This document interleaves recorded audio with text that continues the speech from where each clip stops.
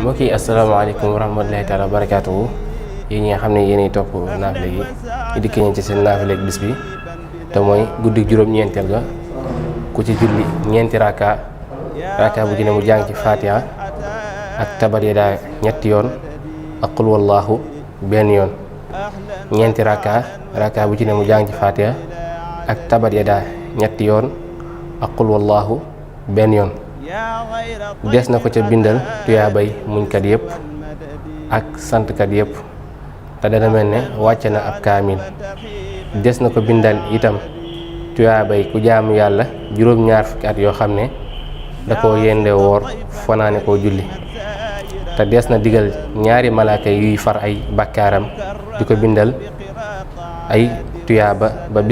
ba bis penc ba te yàlla dana nangu ak julleem ak kooram te dana ko dimbali dana ko taxaw it ba kenn du ko mën a lor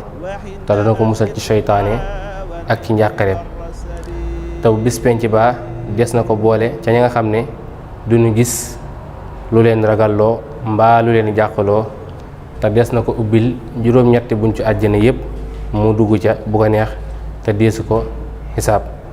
kon mbokk yi ñu fàttali leen limu rakat ñeenti raka bu ci ne fatiha tabari yaa ñetti yoon qul wallahu ahad benn yoon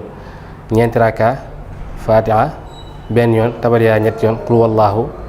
benn yoon kon mbokk yi li moo nekkoon naafile bis bi di leen joxaat di daje ci suba ci waxtu